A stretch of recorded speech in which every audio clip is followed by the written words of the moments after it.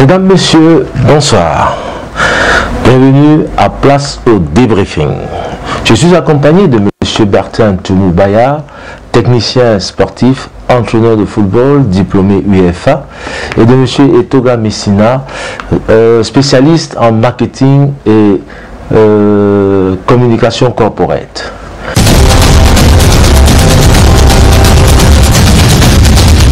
Donc la CAN Total 2021 est lancée, est bel et bien lancée. Mais nous allons comprendre pourquoi les stades sont vides avec l'analyse du spécialiste en marketing et communication corporate. Et d'un côté, nous allons comprendre comment les Lions ont mené à bien leur victoire face à l'Éthiopie. Qu'est-ce qui se passe au niveau schéma tactique du Cameroun? Je vais encore une fois de plus m'appuyer sur mes points sensibles. Donc j'ai fait part dès le premier match. Je crois que notre dispositif tactique pour moi, à mon humble avis, ce qu'il faut pour nos Lions indomptables. Je crois que nous avons assez de talent pour pouvoir jouer dans un 4-4-2 confortable où nous aurons à chaque fois de très bonnes sorties de balles, parce que c'est ce qui nous manque un petit peu, et aussi de la créativité dans notre milieu de terrain.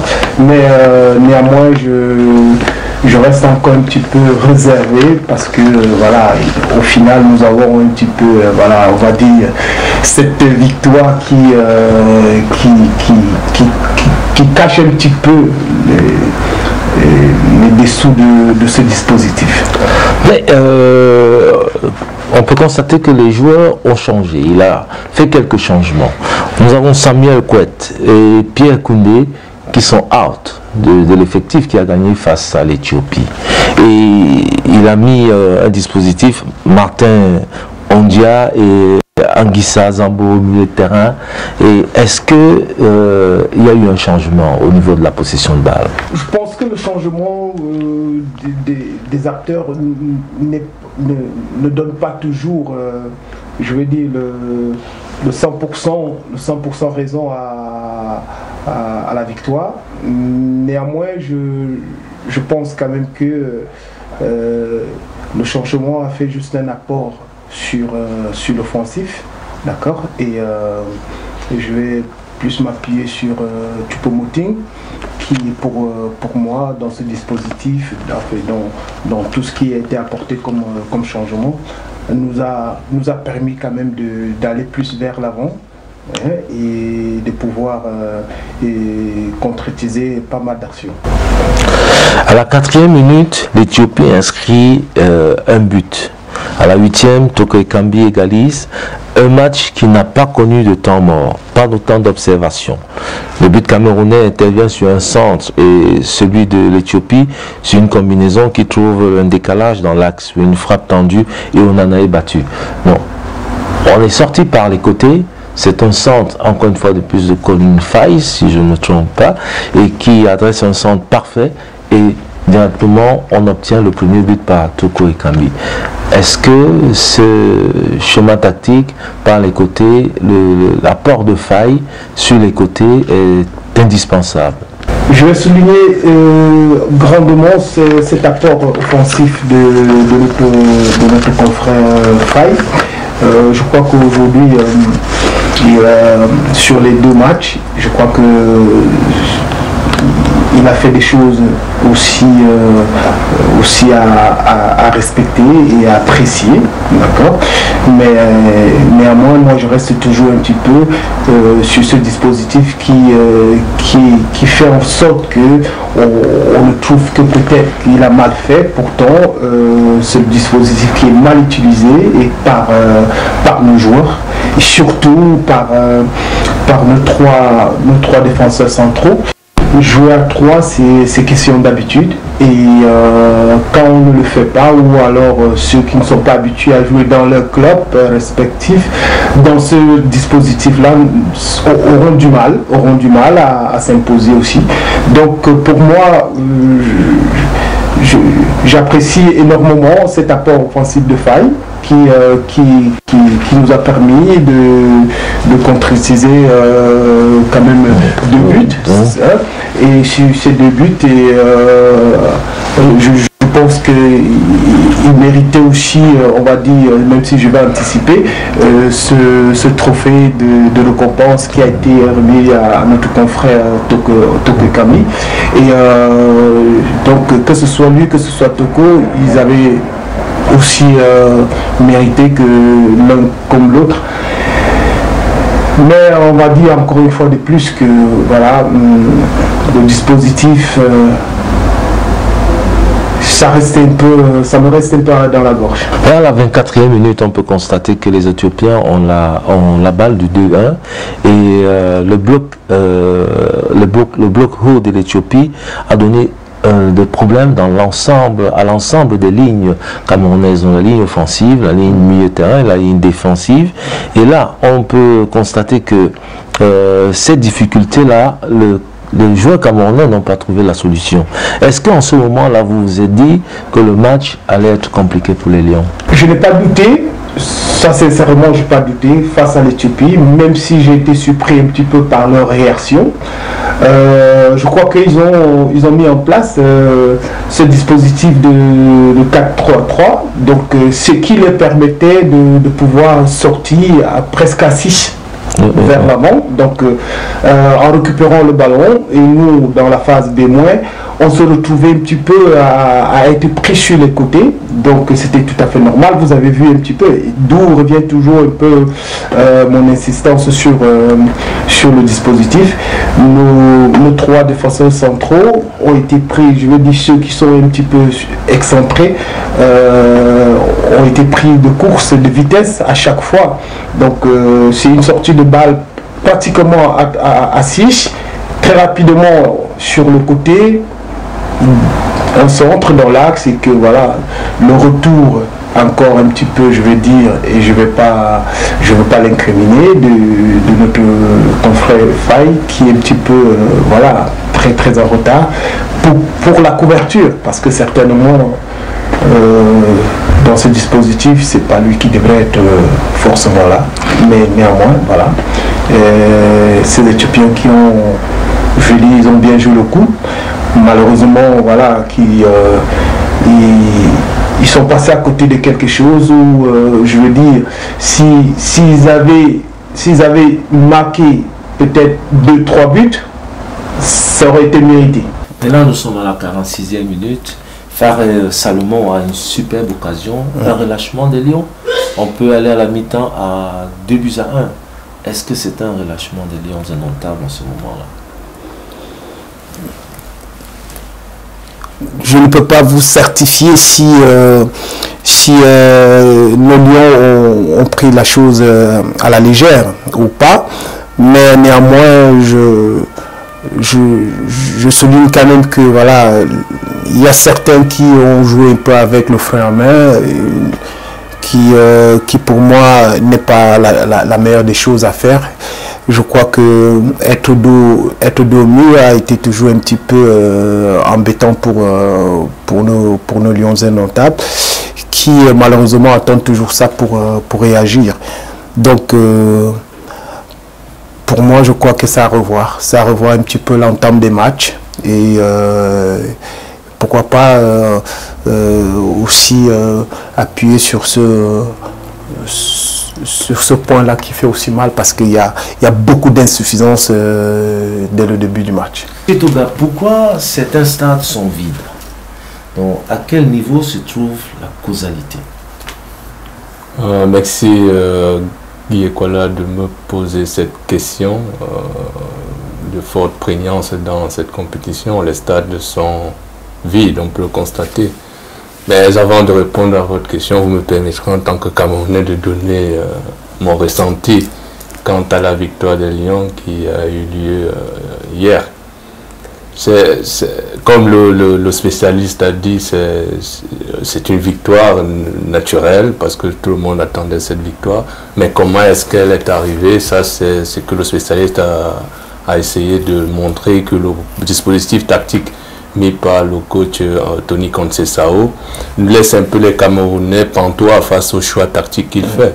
En cela, on joue avec un 3-5-2 qui, pour nous, est inhabituel et avec des joueurs qui sont, pour ma part, un peu agacés sur le terrain. On va voir avec les remplacements qu'il va faire avec, du moins, Clinton Dien qui rentre et qui ne se retrouve pas facilement dans l'enchaînement du jeu.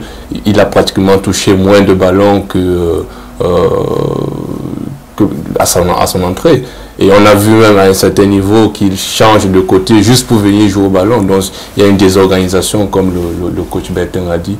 Et donc c'est une victoire, certes, qui nous propulse vers les huitièmes de finale. Mais si on rencontre une équipe assise et forte, je ne pense pas qu'on va faire long feu. Donc il faudrait retravailler au niveau du dispositif tactique, et Zamboangué, ça doit retrouver son niveau européen. Ça c'est ce que je peux dire au niveau, non, en n'étant pas spécialiste naturellement.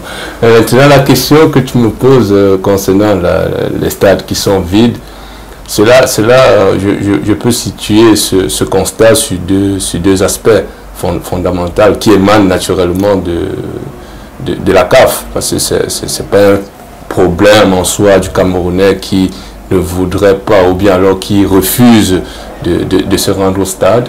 Non, c'est un problème qui vient de la CAF et du dispositif sécuritaire lié au Covid-19 qui a été institué pour le déroulement de cette compétition.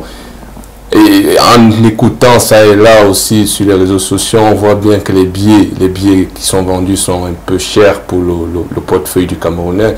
On parle de 4 000 pour les billets de place C, j'ai envie de dire, C ou je sais pas moi, et des places VIP, ils ont de l'argent pour se retrouver au stade. Mais qui fait l'ambiance dans les stades, c'est le commun des mortels. Mais comment est-ce qu'il va entrer au stade si on lui impose déjà comme premier argument à l'achat du billet, se faire vacciner, et le Camerounais qui, je n'ai pas envie de m'aventurer dans cette décision, qui refuse la vaccination au regard des stades qui sont vides. C'est quelques raisons qui, pour ma part, sont fondamentales à mettre en avant pour essayer d'analyser les stades vides à cette compétition. Quel emploi pourra résoudre ce problème? À quel moment? Ici, comme l'honorable Cabral Libi a dit, il va falloir un relâchement des mesures strictes. C'est très strict au niveau du Covid et du pass sanitaire. Imaginez-vous, vous devez faire un vaccin. En plus du vaccin, vous devez encore subir un test PCR avant d'avoir accès au stade. C'est trop, c'est beaucoup trop. Et quand on fait un comparatif avec des stades qui sont pleins ici en Europe, on se demande si c'est le même dispositif que la FIFA, en collégialité avec les organisations du football respectives dans ces différents championnats, essaye de mettre en place. Est-ce qu'on n'est pas en droit de se poser la question s'il ne fallait pas dire qu'on est là face à un sabotage de la CAN? Ce sont des questions qui peuvent venir à l'idée de tout un chacun, mais il va falloir desserrer un peu pour donner de l'engouement aux Camerounais, de ne plus regarder le côté vaccinal, mais plutôt se rendre au stade et supporter les équipes. On voit un peu ce qui s'est passé à Garoua, le stade de Garoua, avec le match qui ne concerne même pas les Lions. On a l'Égypte et le Nigeria, le stade était fort comme. Donc il y a des disparités comme ça qu'on peut c'est fort questionnable tout ça, mais il y a des disparités comme ça qui a lieu de s'interroger. Mais le dispositif sécuritaire mis en place est très rude. C'est l'une des raisons pour moi qui, à mon sens, diminue un peu l'engouement des Camerounais à se rendre dans ces stades.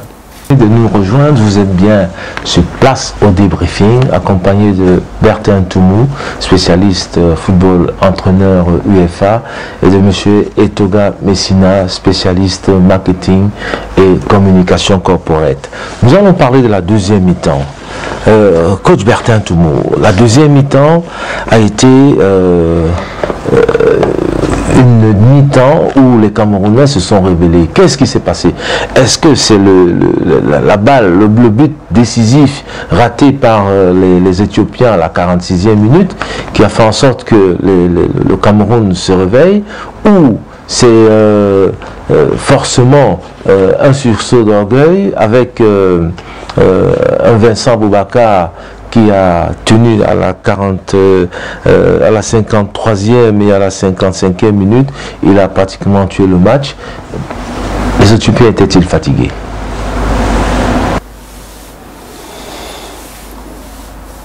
Si je fais encore un point dessus, c'est juste pour appuyer sur certains points où je me dis toujours que rien n'est joué tant que l'arbitre n'a pas sifflé la fin. Et quoi qu'il arrivait à ce match, je crois quand même que nos Lions, ils étaient prêts à découdre. Donc, quoi qu'il se passait, que l'Éthiopie marquait un deuxième ou un troisième, je crois que on devrait quand même, je dis à mon humble avis, arriver à une finalité qui était une victoire pour les Lions indomptables. Néanmoins, je vais continuer à appuyer sur le champignon, tout en me basant toujours sur ce dispositif où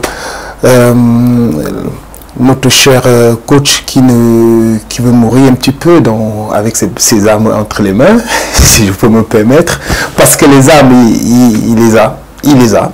Voilà, on va constater que ça a déroulé.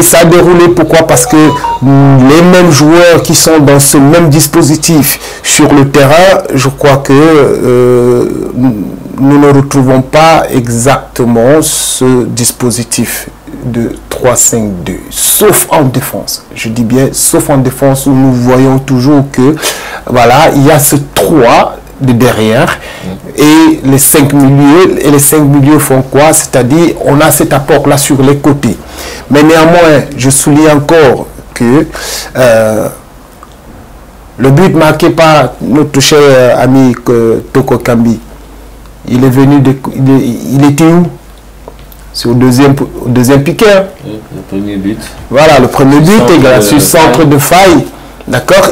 Ça veut dire que le mec qui se trouve là où il devrait normalement se trouver en tant qu'homme de couloir. Sur la deuxième zone. Voilà, dans la deuxième zone. C'est comme ça. Alors, nous voyons bien que sur la frappe d'Aboubacar, d'accord, il était sur le côté. Il était bien sur le côté. Donc, ce qui fait que je n'ai pas retrouvé en aucun cas dans l'animation du jeu le Toko Kambi qui est toujours à côté d'Aboubacar. Ouais. Moi, je l'ai toujours vu un petit peu, tous ces ballons demandés ou bien reçus, c'était toujours un petit peu décalé sur le côté, voilà, excentré. Et vous verrez très bien que il a été à l'aise. Et le match en deuxième mi-temps a déroulé parce que nous sommes passés naturellement par les côtés. Naturellement par les côtés. Et les centres sont arrivés à bon port. Et nous avons eu les hommes pour finir les actions. Et je continue à dire encore une fois de plus que un dispositif, il faut savoir l'animer. Voilà. Mais ici dans l'animation, on avait l'impression que le Cameroun s'est retrouvé parfois en 4-4-2 dans son animation défensive par moment lorsque le pressing des Éthiopiens était fort haut. On a vu que le Cameroun est descendu à un autre système, une forme de 4-4-2. Ben, si vous me dites ça, je veux bien croire, mais à mon humble avis, moi je pense qu'on se retrouvait un petit peu toujours en difficulté. Toujours en difficulté en bémol. On ne peut pas avoir 5 milieux de terrain et être en difficulté dans l'entrejeu et être en difficulté dans l'entrejeu. Si vous avez vu comment l'Éthiopie a développé ses actions pour pouvoir arriver devant les goals, j'ai mal au cœur, moi. Moi, j'ai mal au cœur, hein, par rapport toujours à ce système-là. Alors, ce système où moi, je me dis encore une fois de plus, nos valeureux Lions ne comprennent pas peut-être ce dispositif-là. Et à mon humble avis, un 4-4-2 banal, comme on le dit, serait très très facile pour nos Lions, et je crois que tout le monde devrait se permettre de savourer une très très belle victoire. Donc voilà, une fois de plus, on va juste souligner encore, c'est la victoire qui compte. Mais le Cameroun progresse, espérons que le 3-5-2 restera un système qui amènera les Lions certainement très loin. Mais au-delà de cela, nous avons l'aspect marketing. Eto'o, Samuel Eto'o, nouveau président de la fédération, quel est l'impact de Samuel Eto'o sur cette Coupe d'Afrique des Nations? Vu sous cet angle et poser la question telle que vous le faites, l'impact de Samuel Eto'o, à mon humble avis, c'est juste chercher à rassurer le Camerounais lambda, à ce que la compétition se déroule bien et à médiatiser au niveau Cameroun cette compétition, afin qu'on ait une belle visibilité pour l'après-championnat du Cameroun qui sera lancé, je crois, d'ici février, juste après la compétition. Ici, Samuel Eto'o, c'est son bon d'entrée et dans cette fonction de président de l'Africa Foot. Et donc ici, il bataille pour que sa réputation et son management au niveau de la Fédé soit couronné de victoire. Et donc Samuel Eto'o, sa présidence, c'est juste, à mon humble avis, essayer d'apporter, d'attirer plus de visibilité sur le toit Cameroun, et pour qu'ensuite on tire profit de cette visibilité sur le plan médiatique. Et vous voyez, il fait des spots publicitaires pour remercier SABC, pour ne pas le citer naturellement, afin que ces gens-là l'accompagnent dans son projet qu'il a mis en place pour développer le football camerounais. Et donc ici, Samuel Eto'o, au-delà de la CAN, travaille pour que la prospérité du football camerounais retrouve ses lettres de noblesse. Mais vous ne m'avez jamais rien refusé. Je voudrais glisser quelques mots sur le dispositif du coach.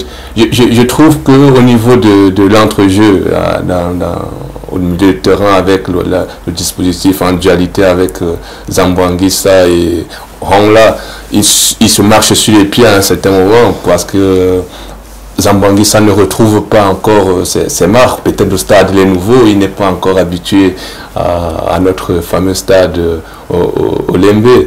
Et donc les joueurs doivent retrouver leur marque pour se relancer dans cette compétition, les produire un football qui, malgré le dispositif tactique, les aiderait en fonction, et je présume, sous réserve du coach Bertin, que le dispositif tactique mis en place est fonction de l'équipe adverse. Et face à cela, le coach a jugé mieux jouer en 3-5-2 pour mettre à mal les actions offensives, ou alors retrouver cette instabilité et se propulser vers l'avant via ce système tactique. Oui, et pour ne pas te couper la parole, je vais juste rebondir en te disant que il y a ce qu'on appelle un projet de jeu. Un projet de jeu, c'est quoi? Je veux dire, c'est propre à toi. C'est propre à toi. Donc, notre équipe nationale doit avoir son projet de jeu. Comment évoluer? Ce n'est pas par rapport à un adversaire. Même un système de jeu, tu peux le changer. Tu peux le changer en cours de match par rapport à un adversaire, comme tu le dis. Mais le projet de jeu, déjà, c'est que tu dois avoir ce projet de jeu. Tu dois savoir. Je sais pas, c'est comme un labyrinthe. Hein. Tu te lèves pas le matin pour chercher comment sortir. Non. C'est que tu as déjà cherché et tu sais comment sortir. Et c'est plus facile pour toi. Là, c'est ton projet que tu as mis en place et que sur le terrain, tu dois l'appliquer. Alors, maintenant, le dispositif, moi je dis toujours que, à mon humble avis, ce projet de jeu qui est mis sur pied, le système de jeu, pour moi, on peut le changer en cours de jeu, en fonction de ce qui se passe. Donc, pour moi, encore, je dis, on ne va pas s'attarder dessus et on félicite encore nos Lions pour ces deux victoires et aussi l'entraîneur pour ces deux victoires aussi, parce qu'il fait partie du projet et on est là pour lui aussi, donc on l'encourage à pouvoir avancer au plus haut. Donc on ne l'incrimine pas, mais nous donnons nos avis et surtout moi mon avis personnel. L'entraîneur Conceição évidemment a certainement son projet de jeu, sa philosophie de jeu. Il va-y mordicus avec un 3-5-2. Mais le prochain match des Lions indomptables, c'est contre le Cap-Vert. Et le Cap-Vert aura un duel à distance face au Burkina Faso. Est-ce qu'il serait opportun pour l'entraîneur Conceição de faire tourner son effectif ou de roder son système de 3-5-2, puisque le Cameroun a été habitué à un 4-4-2 ou à un 4-3-3? Est-ce que ici ce serait le moyen nécessaire, parce que le Cameroun forcément est déjà qualifié, de pouvoir roder son système en faisant un turnover? C'est à lui de voir. Il a toutes les cartes en main pour pouvoir faire ce qu'il pense de bien pour son effectif. Je pense quand même qu'il a des gens qui l'écoutent. Il a des rapporteurs et tout, donc il saura ce qu'il a à faire, quoi. Donc on n'est pas là pour l'obliger à faire quoi que ce soit, mais c'est en donnant un petit peu nos avis qu'il parvient à se développer lui-même aussi, à continuer à se développer, quoi, voilà. Parce que en matière d'entraîneur, on se développe tous les jours, quoi, voilà. Pour revenir à vous, M. Toga, est-ce que l'arbitrage est parfait? Oh non, non, même un profane dirait naturellement que l'arbitrage dans ce début de compétition est un peu branque-ballant. On se demande s'il y a eu recyclage avant cette compétition. La CAF qui a été exigeant envers le Cameroun, je trouve mal comment ces arbitres n'arrivent pas à hisser le football africain tel qu'on le veut à ce niveau sans reproche. L'arbitrage, il y a beaucoup à redire. Je prends juste le fameux buzz, le match Mali et de la Tunisie, où l'arbitre, on accuse une insolation. C'est trop gros, ça, c'est trop gros. Mais il y a beaucoup à dire, à redire sur l'arbitrage et comment la CAF encadre ses arbitres. Donc ici on peut remettre en question le fait que la CAF n'a pas préparé au mieux la Coupe d'Afrique totale 2021 au Cameroun. Naturellement, si aujourd'hui on nous fait croire que c'est sur base d'une insolation qu'un arbitre sort complètement de son match, on se demande comment est-ce que la CAF arrive à convoquer des arbitres sans toutefois penser à les acclimater dans l'environnement dans lequel ils vont prester. Quand est-ce que cet arbitre supposé sous le coup de l'insolation est arrivé au Cameroun pour présider aux destinées de cette rencontre? Quand est-ce qu'il s'est acclimaté? Là est toute la question. Comment est-ce qu'on arrive à accuser une insolation dans cette compétition? Donc il y a un recyclage qu'il faille faire et que les Africains eux-mêmes prennent en compte leur Coupe d'Afrique des Nations pour que chacun donne du sien afin qu'on soit respecté, parce que tout ce qui se passe là, ça retombe sur la gueule de chaque Camerounais ou malheureusement de chaque Africain, que respectez vous-même aussi votre Coupe d'Afrique. Et puis quand on m'a encore dit il y a Coupe d'Afrique, on m'a dit dans votre Toïbohu là, qu'est-ce que vous allez faire quoi là-bas? C'est une compétition sans grand enjeu et vous-même vous ne respectez pas. La CAF doit travailler pour qu'on respecte notre football et que les acteurs même de la CAF se donnent l'hymne national qui n'a pas été chanté. Il y a maintenant un ping-pong entre, je ne sais plus l'équipe que l'hymne national n'a pas été chanté au stade de Limbe. Il y a un ping-pong maintenant entre le secrétariat général de la CAF et de cette équipe-là. Ça a tombé debout. Et là maintenant, toutes les accusations sont tombées sur le Cameroun qui n'a rien à voir là-dedans. C'est une organisation de la CAF, c'est le championnat, c'est la Coupe d'Afrique de la CAF, et donc elle assume les erreurs sans toutefois chercher à les couvrir. L'insolation. Justement, l'organisation de la CAF, vous le disiez si bien, est une organisation qui laisse un petit peu à désirer. Amis au Cameroun depuis 2019, on aurait pu croire qu'aujourd'hui, la CAF aurait une organisation bien huilée.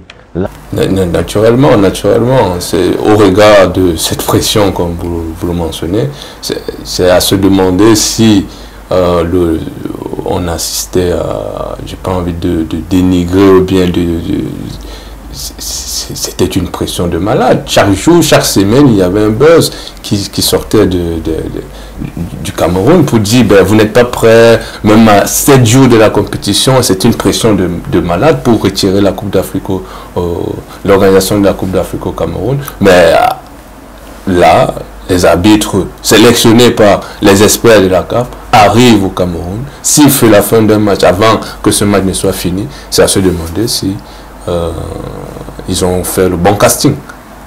Parce que la CAF doit revoir de fond en comble son fonctionnement et sa structuration pour le bien fondé du football africain. Chez Bertin Toumoubaya, coach, le Cameroun a eu une énorme pression pour organiser la Coupe d'Afrique se joue effectivement au Cameroun et les stades sont bien construits et sont bien opérationnels. Est-ce que pour vous le Cameroun aujourd'hui fait figure de favori?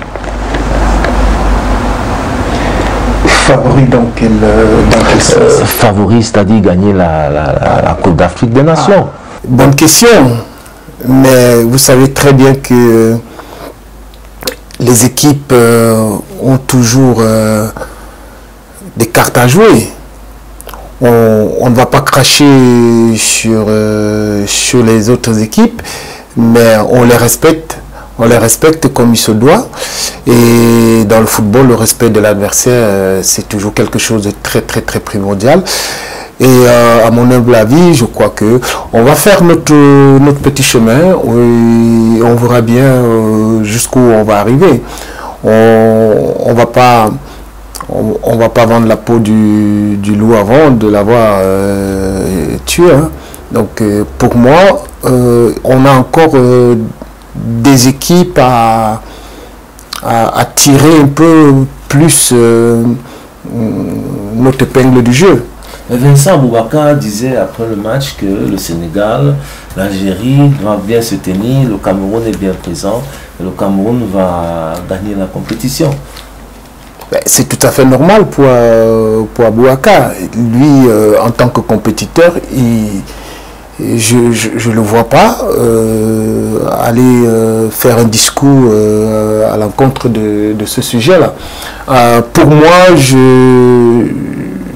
je me réserve, vu que je suis sur un plateau, voilà, donc si je sors du cadre de ce plateau, haut et fort, je le dis, le Cameroun sera champion d'Afrique. Ok, nous sommes arrivés presque au terme de cette émission. Monsieur Toga, quel est votre dernier mot en ce qui concerne le marketing? Est-ce qu'on a vendu autant de maillots? Est-ce que les hôtels tournent bien? Est-ce que le commerçant du quartier retrouve sa part du gâteau dans cette magnifique élan de communauté africaine, de communion africaine? De prime abord, non. Pour analyser cette question, il faut rentrer dans le pouvoir économique de chaque Camerounais à satisfaire au mieux à ses besoins avant de penser côté plaisir.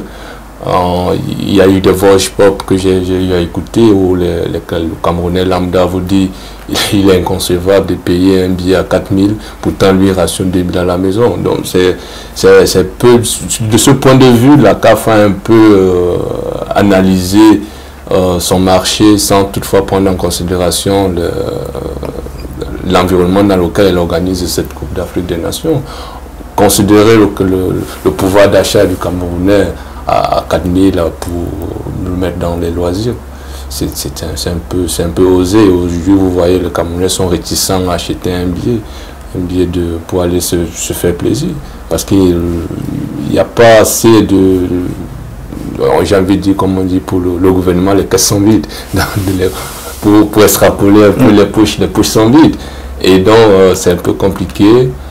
Mais le Camerounais sait se faire violence quand il doit supporter son équipe. C'est pourquoi je ne doute pas un seul instant que s'il faille donner du sien pour les Camerounais afin d'aller supporter leur équipe, ils vont le faire. Mais pour les autres stades, ça va rester compliqué. Il va falloir faire intervenir d'autres forces, d'autres acteurs tels que les élites pour venir en soutien à ces Camerounais lambda qui aimeraient aussi donner de leur voix afin que la fête soit belle, mais que les poches sont raisonnablement vides pour que... Il faut y penser, que les élites donnent de leur pour que la fête soit belle, comme ça a commencé au niveau de l'ouest du Cameroun avec la mise à disposition des transports pour les supporters qui veulent aller donner de la voix dans les stades. Mais côté marketing, comme vous le dites, c'est un peu un flop de la CAF d'avoir mis des prix aussi hauts pour un pouvoir d'achat très faible. Coach Bertin, vous dites si bien que le Cameroun sera champion. Et pour le mot de la fin, est-ce que vous avez un message à adresser au coach Conceição en termes tactiques? Est-ce que vous pensez qu'il doit revoir sa tactique ou doit revoir l'animation du jeu qu'il met en place? C'est pas, je vais pas dire un conseil, mais s'il arrive que il tombe sur cette interview, et je crois que il comprendra un peu que les choses ne sont pas comme il pense, d'accord. Il a ses choix et il a ses pensées. Et nous, on a nos avis et à partager, et que voilà, s'il trouve que ça, il peut tenir compte de tout cela, parce que je suis sûr et certain que je ne suis pas le seul à penser comme je le dis, et pour qu'il puisse revoir un peu ce dispositif qui pour nous cause autant de problèmes, parce que au futur, quand je dis le futur, ça veut dire quoi? Les matchs à venir à partir du deuxième tour, on aura quand même on va commencer à avoir des équipes bien étoffées et qui pour moi ne vont pas nous donner des cadeaux sur des opportunités qu'on offre, que notre dispositif offre à l'adversaire, comme l'Éthiopie, comme le Burkina Faso.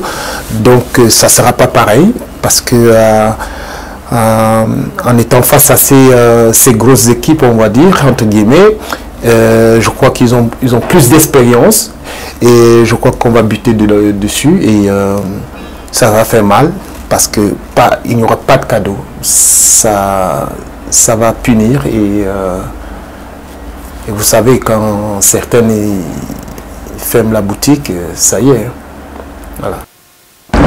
Certainement, si le Cameroun tombe face à des équipes comme le Sénégal, l'Algérie, qui pratiquent presque le même système de jeu, vous étiez connecté sur Place au débriefing. C'est ici que s'achève cette émission. Je vous donne rendez-vous pour la prochaine émission. Ça sera Cameroun-Cap-Vert. Le débriefing sera certainement fait par le coach Bertin Toumou, qui est notre spécialiste football. Restez TV et merci de nous avoir suivis. À bientôt. Merci.